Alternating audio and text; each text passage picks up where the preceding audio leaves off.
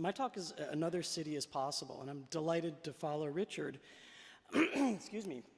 I feel that Richard has put the first torpedo beneath the waterline of this very silly idea, the smart city, and I'd like, if I may, to attempt to put a second beneath the waterline, see if we can't sink this thing before it aborns itself.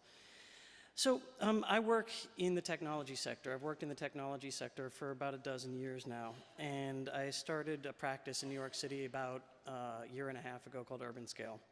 And we work at the intersection of technology and urbanism, and in this sector, what you will very often hear is this notion, the smart city, the smart city, the smart city. And I'm not particularly bright, so I found myself beating my head against this notion, and I realized that I really didn't understand what this thing, the smart city, was, or what it was supposed to be.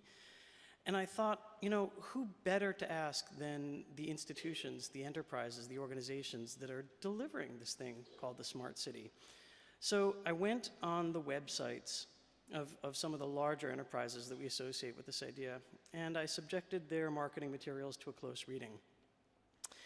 And in this close reading, I was attempting to answer a couple of questions. I was trying to figure out what the smart city is, when it was supposed to happen, where it's going to be installed, for whom its benefits were supposed to be deployed, and why.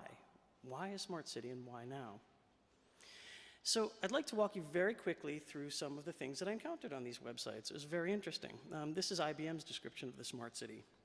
It's technology that synchronizes and analyzes efforts among sectors and agencies as they happen, giving decision makers consolidated information that helps them anticipate problems and manage growth and development in a sustainable way that minimizes disruptions and helps increase prosperity for everyone. Cisco's description, and mind you, I find this to be the least objectionable of all of these descriptions. Those of you in the audience who are from Cisco, you should pat yourselves on the back. Cisco describes the smart city as the seamless integration of public and private services, so both public and private, delivered across a common network infrastructure to individuals, governments, and businesses, so in about the right order of priority as far as I'm concerned. Siemens describes the smart city thusly. Several decades from now, cities will have countless autonomous, intelligently functioning IT systems that will have perfect knowledge of users' habits and energy consumption and provide optimum service. The goal of such a city is to optimally regulate and control resources by means of autonomous IT systems. I think we're beginning to get an idea what this place, the smart city, is all about. Then there's this organization, Living Planet. They describe the smart city as a complete picture of building state usage and operations continually maintained, allowing constant optimization of energy, resources, environment, and occupant support and convenience systems. So, you know, when you thought that you were going to the corner shop or a dive bar or a museum, what you were really enjoying was occupant support and convenience system. I just want you to think about that for a second. Living Planet also is probably the most honest in their description of what the smart city is. They describe it as the missing link between the real estate and the technology sectors, and I think that's probably the winner. So I think we can get an idea now of what the smart city is. I mean, it's something that I think we can associate in form and substance with some of the ideas that this man had, Le Corbusier, the famous modernist, high modernist architect and urbanist of the 20th century, and particularly his notion of the vie radieuse, a city which was deployed for a visual order, an optical order, a God's eye perspective. Here we see this taken up in the ground plan of Brasilia, although he didn't work on it himself. Obviously, his ideas were extraordinarily influential here. This is a city which is organized for one purpose and one purpose alone. The purpose is watchfulness from above. And I want you to hold on to that idea as we move through the rest of these ideas. Well, in all of the material I was exposed to, there was definitely a notion of when the smart city would be something that we would get to play with and in the proximate future.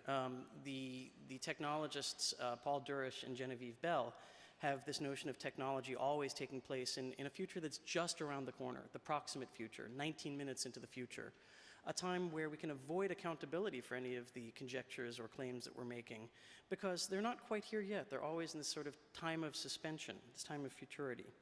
Well, where is the smart city going to happen? It's going to happen primarily on greenfield sites, as Richard points out, in what Deleuze called any space whatever, space, unconditioned, abstract space at degree zero, with infinite potentials for interconnection, but no history, no texture, no memory. For whom is the smart city being devised? And here I'm going to respectfully depart from Richard's take on things. I think it's clear that in a place like the operations center, the intelligent operations center that IBM built for the city of Rio, what we see is that optical order consecrated to the purposes of administration. The smart city is deployed, all of these technological resources are deployed for a managerial elite, not aimed at the people themselves. And I can tell you, having come from several weeks of involvement with Occupy Sandy in New York City, that the people themselves in a horizontal leaderless organization are able to make better use of informational resources than either FEMA, the federal government, or the accredited charity, the charitable organization, the Red Cross. So I wonder in the smart city why we're deploying all of this information strictly for the convenience of a few when we could deploy it equally easily for everybody. The why of the smart city? Well, as we've seen from these marketing statements, the idea is to optimize resource utilization and minimize disruptions. And I think we've already seen in Rio that when we speak of minimizing disruptions, what we mean is limiting the practice of democracy in the streets. So, ladies and gentlemen, this is the smart city. For all of these issues, I think the real problem with the smart city is that it has nothing to do with cities. This notion of the smart city is an abstract terrain for the operations of market enterprises. It is a market. It is a place where organizations have chosen to deploy the off-the-shelf and turnkey technologies they developed for other purposes in an urban context that really doesn't engage with them in the scale or in the manner that they were devised to accommodate. And we can see this in the marketing materials again when we speak of the goal of such a city. It's very curious to me to speak of a city as having goals. What is the goal of Cleveland? What is the goal of Ankara? I don't believe that cities have goals. I think, again, I want to reflect on that terrifying piece of English language, occupant support and convenience systems. This is the mindset that we're bringing to these places. I would like to argue to you that another city is in fact possible. A city that, in my heart, I associate with another thinker of the 20th century, my hero Jane Jacobs, and her thoughts about the development of spontaneous order from below, and a development of organic order in place that accommodates and builds itself, in fact, upon all that messy history built up over time by an infinity of small acts. And so instead of the smart city as it's being offered to us, I would argue to you that we can use the same underlying techno-social potentials to build entirely different kinds of experiences.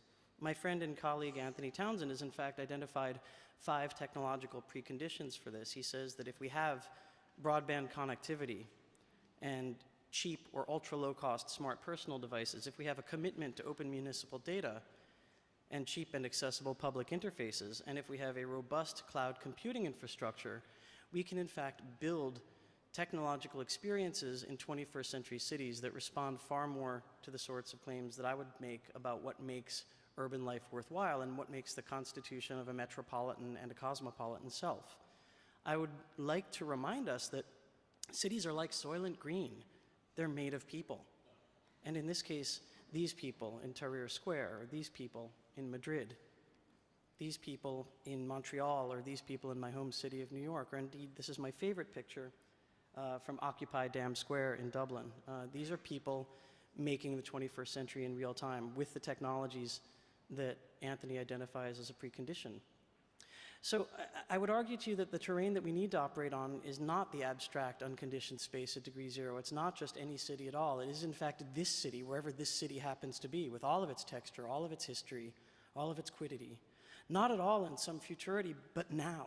And certainly not just for administrators, but for all of us. The smart city, as we've already come to recognize it, the smart city, as we've already come to recognize it, is a discourse and a rhetorical production, but it is certainly not an inevitability. It is merely one selection from a sheaf of techno-social possibilities. And I would argue to you that at this point in history, it's both incumbent upon us and it remains clearly a great potential that we can do better. I thank you very much for your time and your attention.